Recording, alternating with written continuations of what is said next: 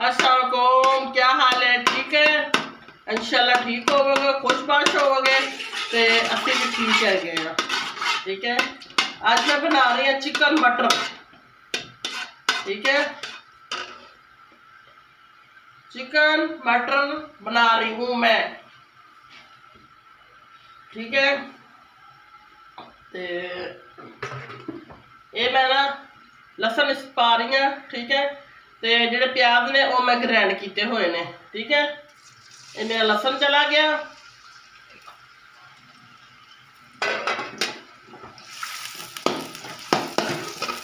Slow करना है। आज बच्चे मेरे घर ने तो काफी शोर मचाया हुआ उन्होंने।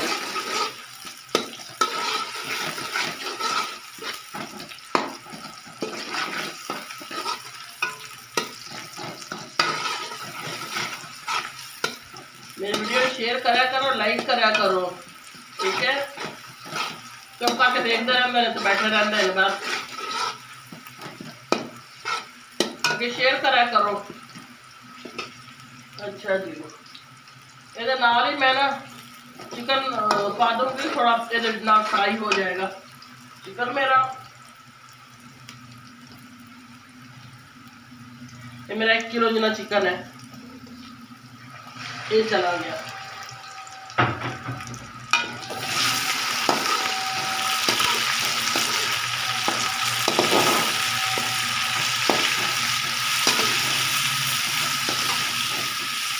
थोड़ा जा ये ना मैं ना सिरका इस्तेमाल करूंगी, 2 चम्मच इतना बस।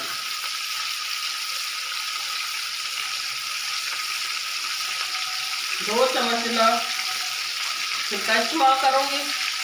ये देखिए, ये सिरका मेरा। ठीक है, ये 2 चम्मच है, ये मैं इस्तेमाल करूंगी।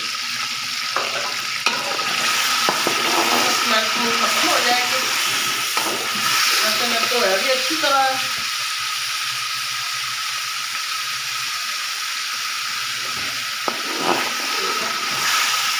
लसन तो थोड़ा फ्राई इस तरह कर रही हूँ, खुशबू अच्छी आएगी।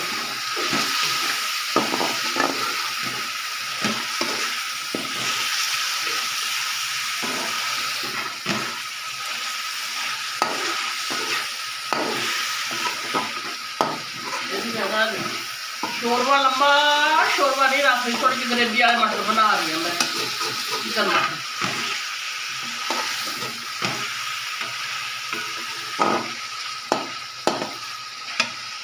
मैं उन्हें रंग तब्दील किया ना, और मैं ना ये थोड़े जे मटर फ्राई कर लूँगी। ठीक है, ये ही मैं मटर फ्राई कर लूँगी।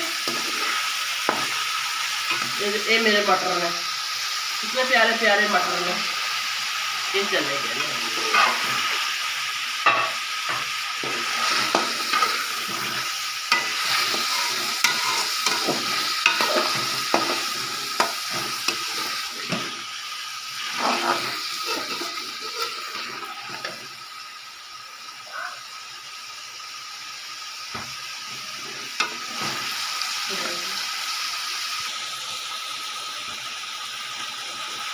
ये जी हम मैं जरा ना प्याज़ा का पेस्ट पाने लगी हाँ। ठीक है, देख लो कि थोड़े जे मटर फ्राई हो गए, नाल मेरा चिकन फ्राई हो गया लसन दे विच। ते प्याज मैं हुण पाऊँगी। ये मेरा प्याज चलेगा, 2 प्याज बड़े बड़े लैने मैं, क्योंकि मैं ग्रेवी बनानी है। ठीक है, ये मेरे प्याज चले गए हैं।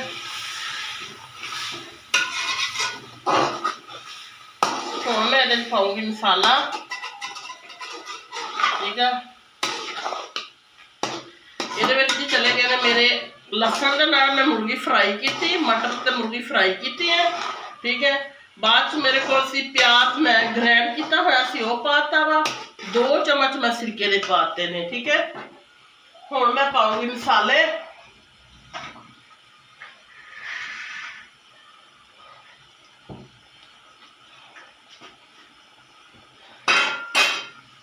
ये मेरे मसाले ने। ठीक है, ये मेरा नमक है, ठीक है। ये मेरी हल्दी है, 1 चम्मच नमक है, 1 चम्मच हल्दी है, 2 चम्मच लाल मिर्ची है। ये मेरा आमचूर है, ठीक है।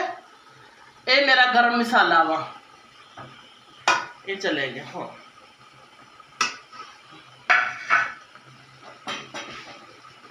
अच्छा, तुसी कहने होने ने भी आंटी ने नमक तो पाया नहीं, ठीक है। नमक लसन जो मैं कुटिया ना ਉਹਦੇ ਨਾਲ भी नमक पाता सी मैं,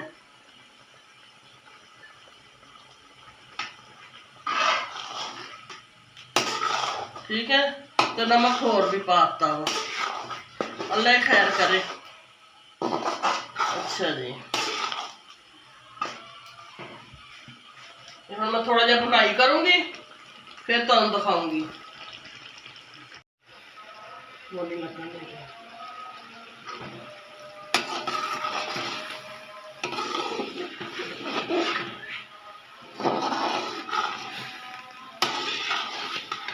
देखो मैं मसाले ने घी छोड़िया ना, अच्छी सी ग्रेवी बनी है ना।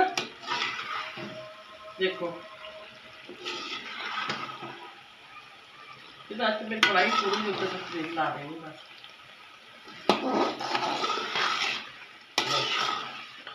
अच्छा जी, तुसी हुण कहते उन्होंने भी आंटी ने लाल टमाटर तो पाया नहीं।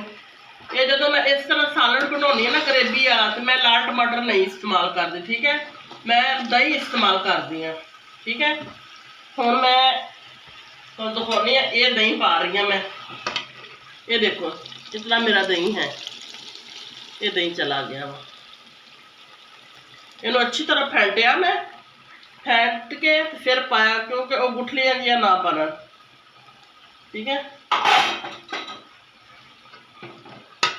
हुण इन्हें अच्छी तरह का जरा पानी खत्म करूँगी, भुनी लाऊंगी चंगी तरीके ना, अच्छी ना तरीके ना, फिर मैं दिखानी है तुहानू। ये देखो कोई गुठली बनी मेरी नहीं, मैं अच्छी तरह फेंटी है दही, फिर इस्तेमाल की।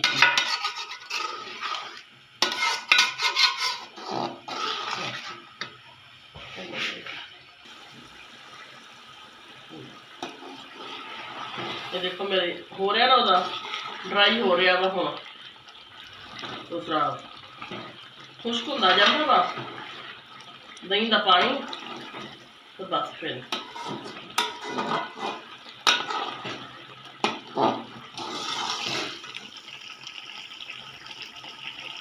थोड़े मटर सख्त है, मैं क्या हो जाए।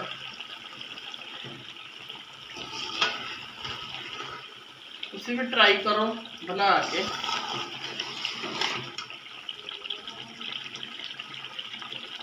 मेरी वीडियो शेयर भी करो, लाइक भी करो, जो शिकायत करो जो होंगे वो भी करो।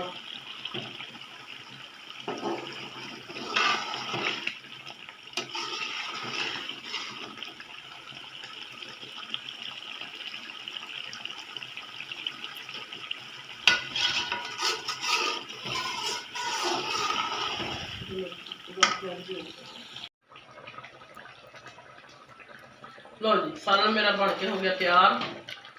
तो हुण मैं देख थोड़ी जी बस लंबा शोरबा नहीं गा, मैं कहा चलो बच्चे हुण भी खा लेंगे तो शाम को खा लेंगे, ठीक है।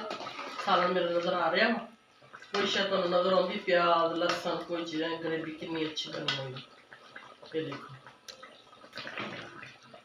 हुण मैं इहदे पाऊंगी लहसुन, ओ सॉरी हरा धनिया पाऊंगी, ठीक है। मेरा हरा धनिया चला गया,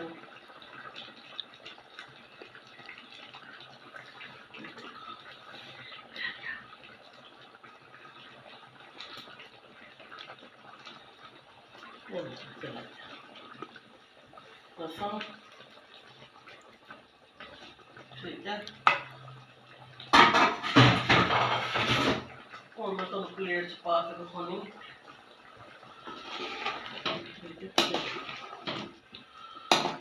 चमचा बेटी का दूसरा रखा हुआ वा।